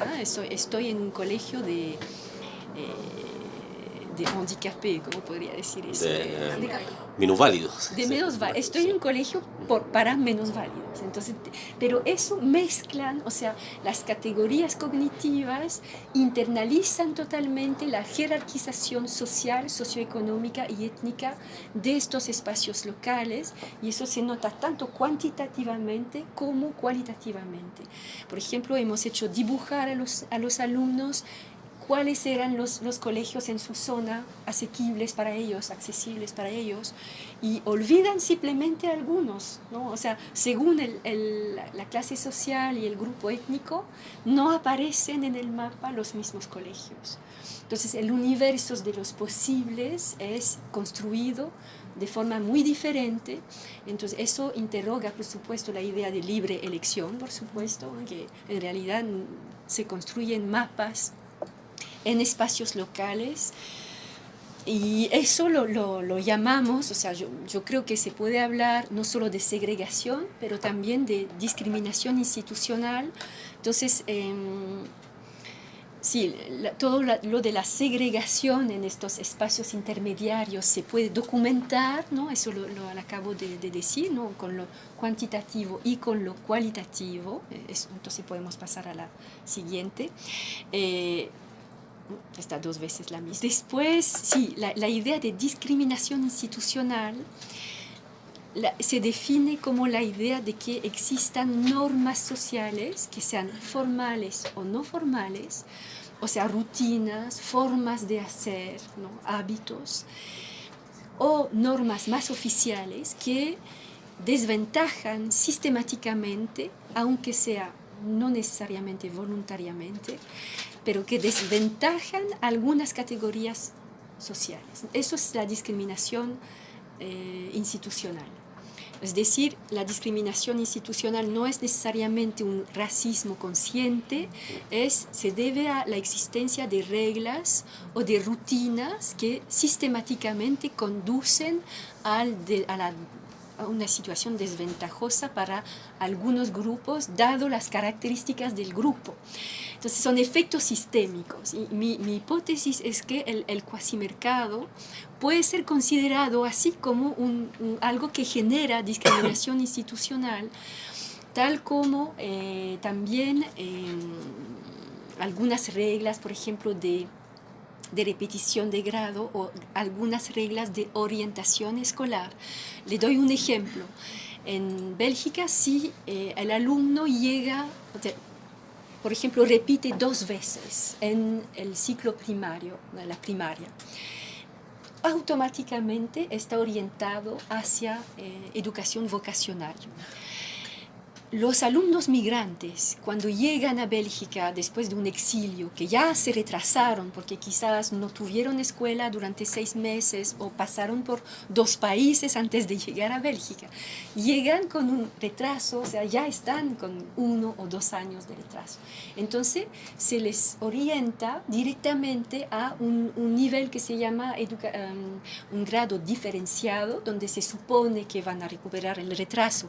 Lógicamente no les da tiempo, y entonces la proporción de alumnos migrantes que tenemos en la educación vocacional de esta primera generación es totalmente desproporcionada, o sea, y eso es realmente un efecto de discriminación institucional, porque no es debido al nivel educativo de estos alumnos, sino que a esta regla de la repetición de grado que era pensada para otras personas, o sea, no era pensada para excluir a los alumnos migrantes, pero de hecho tiene ese efecto, o también el hecho de que los alumnos primo migrantes ahora llegan y hacen un test de idioma, y con ese test de idioma no miden, por ejemplo, otras competencias educativas. Entonces, por grupos de idioma se orientan a clases, dispositivos de acogida y escolarización. Otra vez pasan 1 año, 2 años dentro de este dispositivo especial que se supone que es para que aprendan el idioma y adquieran los códigos escolares. Eso es la lógica intencional. Lo que pasa es que, claro que quizás mejoran su francés, y eso es todo relativo porque están entre migrantes, entonces no es el mejor modo de practicar francés, y por otro lado acumulan este retraso y en consecuencia también se les orienta más hacia educación vocacional, y a veces las temáticas, digamos, psicológicas o clínicas pueden ser complicadas después del exilio, etc. Entonces se les orienta hacia la educación especializada. Entonces hay una sobrerepresentación de alumnos migrantes en la educación especializada, en las aulas con niños con necesidades específicas. Educación especial. Enorme. Entonces, claro, reglas conducen a agudizar en realidad las desigualdades estructurales. Sobre la relación entre cuasimercado y discriminación institucional, ahí me refiero más, por ejemplo, a la distribución de los alumnos entre colegios. Lo que se nota, por ejemplo, es que con el cuasimercado, ustedes saben que se producen identidades organizacionales, escuelas que se construyen, como por ejemplo nosotros somos un colegio multicultural. Hay algunas. Otros que dicen somos un colegio con buen nivel académico, entonces nosotros nos preparamos para la universidad. Todo eso es impedido, pero se hace. Ustedes saben cómo es.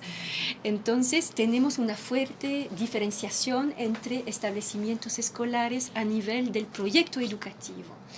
Y eso hace que algunas escuelas pongan dispositivos en marcha de acogida a migrantes, por ejemplo, clases pasarelas, o sea, clases de acogida, y otros no, porque la política es, si una escuela quiere hacer pedagogía intercultural o dispositivos, puede hacerlo, pero ¿quién lo hace?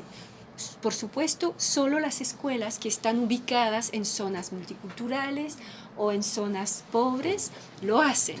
Entonces, ¿qué pasa? El migrante que llega, primero lo orientan en un barrio multicultural, no en cualquier barrio, se encuentra allá. Después tiene que matricular a su hijo. Las asociaciones le dirigen hacia un colegio.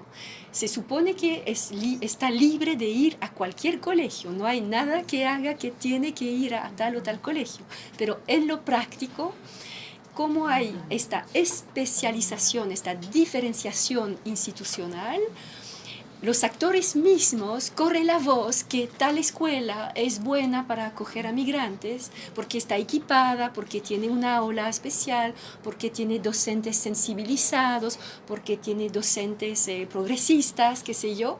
Y eso, en vez de ser al final positivo, porque viene de una súper buena disposición por parte de los actores sociales, pero por eso se habla de discriminación institucional, porque no es racismo, es al contrario, una voluntad de apertura que resulta en más segregación.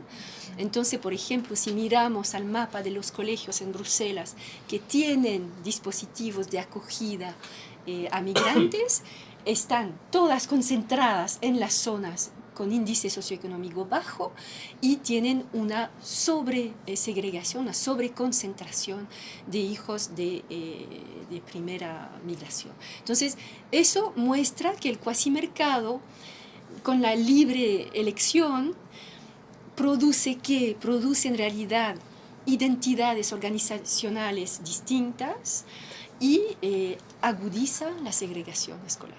Entonces, eso, bueno, o sea, digamos que es mi preocupación y viene de algunos trabajos de campo más cualitativos, no se ha mostrado tan cuantitativamente, sería cosas que nos gustaría hacer ahora, pero digamos que es bastante obvio en la realidad social que sea así. Entonces, esa preocupación por pensar el tema de la diferencia dentro de efectos sistémicos me parece muy, muy importante y claro, eso, voy a concluir con eso.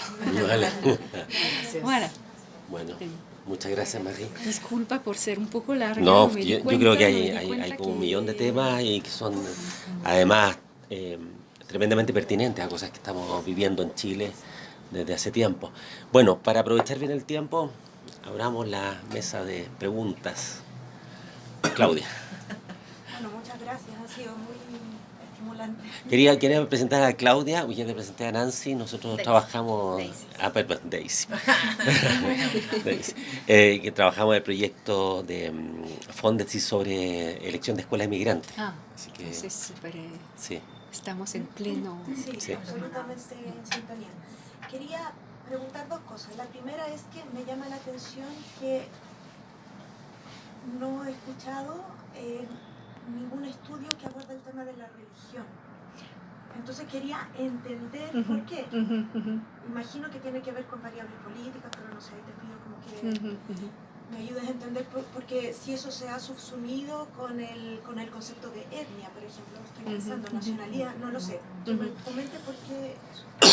Esa es una pregunta. Y la segunda tiene que ver con que quisiera saber si existen estudios que comparen la trayectoria de hijos de migrantes de migración más antigua, ¿no? Españoles, italianos, etcétera, porque tú has dicho que ellos, claro, han estado en Bélgica desde hace varias décadas, pero también desde los 70 se han incorporado hijos de personas que vienen desde Marruecos, Túnez, etcétera.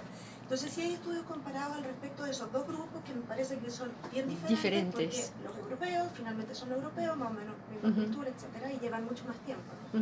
Entonces, quería saber si existen estudios. Sí. Sobre religión, primero, lo que pasa es que, claro, en un momento tuvimos que limitarnos. Y lo otro es que los estudios sobre religión, como les conté brevemente antes, se han desarrollado muy últimamente, yo diría después del 2015, después de que hubo los atentados, ¿no? El tema del Islam se volvió una preocupación política, etc.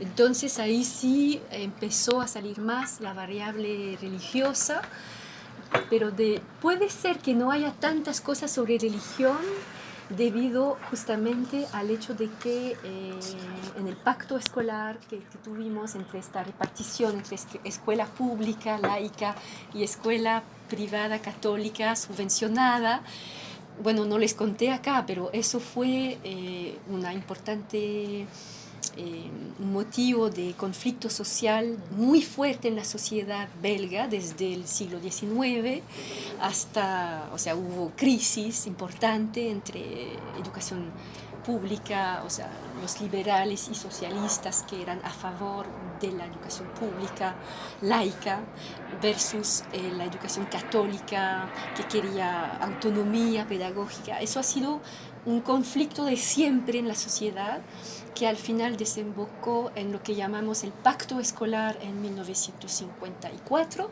que fue la separación, digamos, clara y la idea de que la educación católica fue subvencionada totalmente. Eso fue el pacto social. Pero ese pacto hizo también de que el tema no se tocara tanto. Fue como un compromiso. Algunos colegas de derecho hablan de un compromiso de coexistencia pacífica, es decir, yo te dejo hacer lo que quieras, pero déjame hacer en mis escuelas lo que quiero. Entonces no se toca tanto el tema porque es muy, muy difícil. Cada vez que se vuelve a surgir el tema, hay conflictos. Por ejemplo, con lo que les conté sobre educación ciudadana y filosófica, ha sido otra vez un tema. Entonces creo que es sensible políticamente y por eso no hay tantas cosas. pero...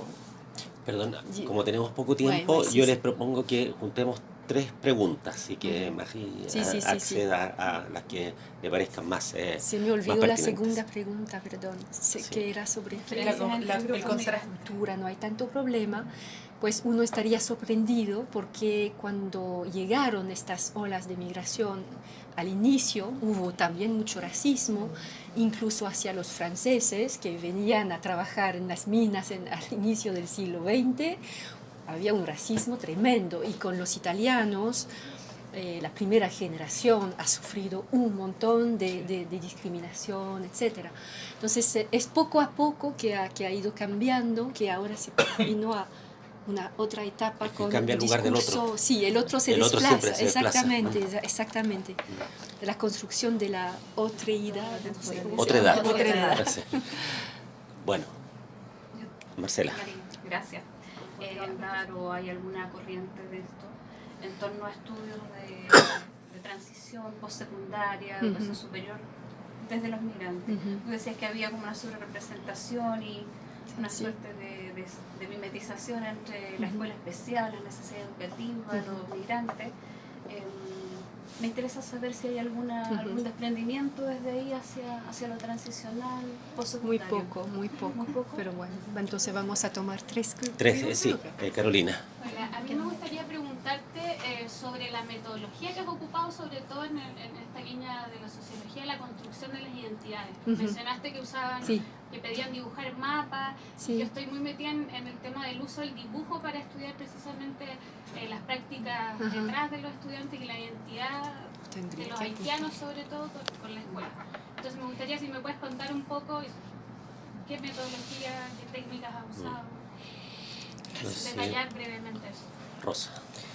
Yo tengo un comentario que surge a partir de distintas cosas que tú dijiste y que todas culminan o terminan encarnándose en las prácticas escolares y por lo tanto lo que se hace en el día a día en el espacio de la sala de clase y de la institución escolar, en la que finalmente la reflexión filosófica, la investigación y la reflexión también proveniente de otras áreas llega a ciertos puertos que son igualmente discutibles, pero algunos momentos en los que ya consensuamos o al menos tenemos una cierta noción relativamente clara sobre ciertos puntos, pero que esto finalmente no permea a la cotidianidad y a las representaciones y al quehacer último de la escuela, incluso teniendo buenas voluntades o buenas intenciones o buenas incluso convencimientos respecto de temas de migración, integración, etc. Eso, en el contexto hoy día actual, en donde la escuela está fuertemente cuestionada, no es sino quizás preguntarse por la construcción social de la noción de escuela, que es la misma allá, que es la misma acá, en todos lados donde hay unos personajes sentados en unas sillas con alguien parado, que es otro personaje, que hacen una representación en que finalmente el conocimiento escolar se transmite o se traduce de una cierta manera. ¿No será que finalmente ese espacio, con esas características, con esa tradición, finalmente nunca va a dar el ancho para poder permear estos conceptos, contenidos, consensos conceptuales que hemos trabajado? ¿Y en qué vaso? Porque uno podría tener la misma atención que tú planteas, ¿no? Ir y preguntarse por lo que tú dijiste en un momento, ¿por qué los profesores no adoptan, ¿no? O tienen unas representaciones tan duras? ¿Sí? O podríamos preguntarnos por la forma escolar. La forma escolar, la institución, el sistema. O podríamos preguntarnos por los usuarios de la escuela y sus contextos. ¿Sí? Cualquiera de esas entradas, pero finalmente no estamos yendo al cómo se ha construido, ¿sí? Que finalmente es un espacio social construido sobre una noción esencialista de la persona y finalmente una noción esencialista que permea la concepción de sociedad, la concepción de aprendizaje, la concepción, etcétera. Y la cultura. Perfecto. Y una cuarta... ya, juguemos 5. O 2. Sí, Ya, dejemos hasta acá y hacemos otra vuelta después. Corta, porque... secundaria en general. ¿No? Sí. Hay algunas cosas... Sí. Hay algunas cosas, por ejemplo, no lo mencioné acá, pero que muestran que... A ver, ¿cómo era? Tengo que volver a buscarlo en mi... ¿Dónde estaba? Hay muy poco, en realidad, sobre postsecundario. Hay algunas cosas que muestran que... No me acuerdo en qué... sí. Claro, algunos investigadores con cuestionarios han mostrado que los alumnos migrantes, que sea de primera o segunda generación, experimentan menor movilidad social con el mismo capital cultural y educativo que los nativos, ¿no? O sea, no pueden convertir tanto su capital cultural y educativo en la sociedad. Eso se ha mostrado. Sobre trayectorias en la educación superior hay algunos datos, pero no insisten tanto en origen migratorio, sino que en diferencias socioeconómicas. Lamentablemente está poco documentado, pero bueno, muy probable que siga el mismo mecanismo. Pero probablemente esa falta de luz también tiene que ver con la poca expresión del fenómeno de migración en educación superior. Sí, también. O sea, si no hay tanto es porque tampoco es que estén llegando tanto. Sí, están llegando, pero están llegando, pero como tú decías, no sé con quién hablábamos eso el otro día, de la segmentación interna dentro de la enseñanza superior. Depende de las carreras, si son universidades o no universidades, o hay escuelas superiores, lo llamamos.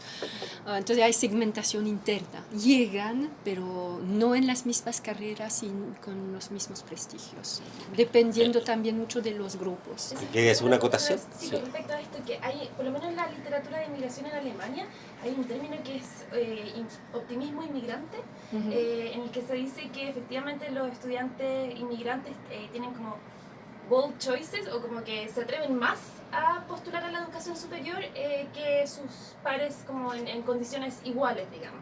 No sé si sea lo mismo que eso en Bélgica, pero eso en Inglaterra y en Alemania al menos se encuentra bastante en la literatura. Sí. Y en Lovaina en pregrado es como el 15% de extranjeros. Sí, o sea, hay muchos comunitarios, pero... Claro. Sí. Y había cosas sobre, bueno, tu pregunta que era más un comentario, ¿no? Y estoy de acuerdo con lo que planteas, o sea, ¿por qué no, si entiendo bien lo que dices, la pregunta es ¿por qué es tan difícil cambiar la educación? Cuando hay yo llevo 20 años haciendo sociología de la educación y parece que el balance es tan horrible como antes, o sea, es súper desanimador, avanzas en la investigación, va viendo cosas y como que no permea en la práctica o permea muy poco. Es un gran tema. Sí. No sé si es que... Bueno, pasamos a la segunda ronda. Sí. Alejandra. Tengo dos preguntas. Una es ¿qué podemos aprender de Bélgica? O sea, si uno piensa como un país que que tiene experiencia en interculturalidad, etcétera, ¿qué cosas han resultado, medidas políticas, aunque haya sido a nivel tal vez más pedagógico, o si este modelo de este pacto de sector privado público en algo ha respondido? En el caso chileno ha sido mucho más espontáneo, no hay política, sino que más bien han habido comunas, sostenedores, colegios que han ido inventando desde el nivel micro ciertas respuestas. No sé, mediadores culturales, contratación de profesores, por ejemplo, haitianos, etc. Entonces, como eso. También preguntar, ¿hay algún tipo de regulación de segregación? Acá se ha empezado a discutir el tema, como ya tenemos este sistema de postulación a los colegios. Claro, empiezan a haber colegios que, por ejemplo, tienen el 80% de estudiantes, por ejemplo, haitianos. ¿Se ha discutido algún modo poner topes, por ejemplo, para asegurar mayor mixtura y que no se genere ese tipo de, no sé, en términos de debate, o sea, eso se ha existido como para inhibir la segregación. Esa es una pregunta. Y la segunda es un poco como tú como investigadora reflexiones sobre este tipo de hacer estudio interseccional o focalizar en ciertas categorías sociales. Me acuerdo en Inglaterra un tiempo que, claro, como este boom y fue creciendo la investigación en términos de preocupación por el racismo y migración, y apareció el tema así, los niños ingleses, blancos, tienen mucho más problemas de disciplina, de resultado, y como deberíamos de clases trabajadoras, entonces como volver a la clase social también como una categoría, y siempre está como desde el género, también los hombres también tienen problemas en la escuela, entonces fue como un poco esa hermosa discusión. También preguntarte como tu reflexión al respecto como investigadora. Exacto. Okay. Desde una mirada más multiescalar, se ha considerado la integración o cómo influyen en las trayectorias que ustedes denominaban las caóticas, las lineales, ¿no es cierto? La perspectiva tanto del barrio, de la comunidad educativa, de las asociaciones de madres y de padres, acciones de la sociedad civil. O sea, ¿hay algún estudio que también dé cuenta de, por ejemplo, aquellas asociaciones de madres y de padres que son más activas? ¿Tienen algún grado de influencia en estas trayectorias educativas, en estas... eso? O sea, si hay estudios sobre la acción de las comunidades y asociaciones, o si estas asociaciones influyen en la escolaridad, las dos cosas. Bueno, entonces, sobre la metodología... ¿Te referías a la metodología para estudiar las construcciones de las identidades que mencioné? Porque mencioné, había dos cosas, ¿no? Hay las investigaciones sobre, yo diría, las carreras escolares, el tipo de trayectorias, ¿no? Y la construcción de identidad que hay detrás. Eso fue a través de entrevistas en profundidad y focus group, básicamente, o sea, bastante clásico. Lo otro sobre la representación, o sea, el aspecto más sistémico, cómo los alumnos o las familias perciben su entorno, sus oportunidades. Eso fue en otra investigación y combinamos ahí entrevistas en profundidad, claro, con mapas, pero era muy sencillo, era utilizar el mapa de la zona y pedir a la gente que dibujara, que pongan un punto, digamos, en el mapa sobre las escuelas, o sea, ponían pequeñas gometas, o sea, pequeños así, círculos de color, cuáles son las escuelas que hay en su barrio, y en otro color las escuelas que, entonces, en un color las que conocían, y en el otro color las escuelas que habían considerado para matricular a su hijo. Entonces teníamos como una doble representación, pero fue como una pequeña herramienta para fomentar la discusión. Claro, no nada más que eso. Y sobre identidad son más entrevistas cualitativas, en profundidad, eso. Ahora, la pregunta de Alejandra, pero tuvo que irse. ¿Qué podemos aprender de Bélgica? Pues... Está con un estudiante de doctorado, por eso. Sí, no. La deja para el final, tal vez, por si ella vuelve. Sí, perfecto. Claro. Entonces, sobre lo que tú hacías como pregunta, ¿existe investigación sobre experiencias más locales, sobre el papel de familias, de comunidades, pero están menos llevadas a cabo en la universidad y más llevadas a cabo por asociaciones que hacen formación docente, que hacen sensibilización a la multiculturalidad? O sea, hay pocas investigaciones sobre eso dentro de la investigación académica, lamentablemente, pero sí, y eso hace el puente con la primera pregunta de Alejandra, hay muchas cosas en torno a diversidad cultural, experiencias vinieron desde abajo, desde iniciativas locales o de padres de grupos de padres de familia, asociaciones. O sea, experiencias hay muchas. Lo que falta es investigación para sistematizarlo. Y se hace muy poco en la universidad. ahora recién estamos tratando de crear más puentes entre investigación académica, los que forman a futuros docentes y el sector asociativo, como lo llamamos, porque estos sectores funcionan de forma separada. La investigación en su mundo, la formación docente que sigue muy disciplinaria y dándole poca importancia a los efectos sistémicos y bueno, la investigación en ciencias humanas tiene poco espacio en la formación docente. Eso estamos intentando cambiarlo, y luego todas las experiencias locales que hay a nivel asociativo se hacen pero de forma súper espontánea, y no hay, o sea, investigadores que van sistematizando los resultados. Entonces, todo eso, no sé, no creo que estemos mucho más avanzados que en otros contextos, lamentablemente. No ha sido el fruto de una política súper pensada.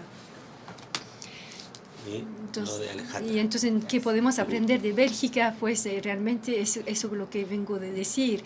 En Bélgica es un objeto muy tardío comparado con Inglaterra, por ejemplo, donde se pensó el tema de etnicidad mucho antes. En Bélgica acaba de empezar casi. Entonces, nosotros más bien estamos aprendiendo de otros contextos. Estamos en diálogo, por ejemplo, con lo que pasa en Quebec, mucho, porque han hecho mucho más cosas sobre clases de primo-migrantes, por ejemplo. Eso. Y claro, de experiencias multiculturales, etcétera, como te decía, muy poco, porque hay todo muy espontáneo, muy localizado en colegios más segregados. Uno de los temas es que la educación intercultural se ha desarrollado a través de iniciativas de equipos que tenían ganas de hacer algo y que iban a buscar literaturas en internet porque no sabían qué hacer. O sea, así se dio. O sea, hay muy poca sistematización, lamentablemente. Y sobre el debate sobre interseccionalidad es súper complejo. Yo dudo, o sea, a veces... O sea, creo que se necesita las dos cosas, es decir, uno, reconocer la dimensión simbólica de la identidad cultural, que es un tema en sí, que produce efectos, que yo creo que es súper importante a nivel de ciudadanía, de lo que tenemos ahora como fractura social en Europa y en Bélgica, en torno, entre otras cosas, al Islam. Tiene mucho que ver con el hecho de que el tema de la identidad no se ha tomado en cuenta durante años y décadas y ahora está volviendo a salir. Entonces yo creo que el tema de la cultura, de la identificación étnica, se tiene que trabajar. Yo creo que no es un puro reflejo de la clase social. No creo eso. Pero también creo profundamente que tiene que abordarse de forma súper relacionada con la producción de diferencias sociales en lo general. Entonces, junto con clase social, junto con género también, ahora. Entonces ahí estoy, tratando de combinar un poco las cosas. O sea, yo no sería por decir, por ejemplo, la clase social lo explica todo. Yo no creo que reduzca el problema, pero claro que estamos en sociedades que generan desigualdades fuertes, entonces que todo eso influye, claro, a la forma de pensar al otro. Decíamos antes, cada vez producemos el otro, ¿no? Pero sí, producemos el otro, pero también elementos culturales y religiosos se prestan bien, ¿no? Para crear discriminaciones. Entonces son temas muy complejos y interdependientes, creo yo. Ok. Vamos a llegar hasta acá entonces. Muchas gracias. Gracias a todos y todas.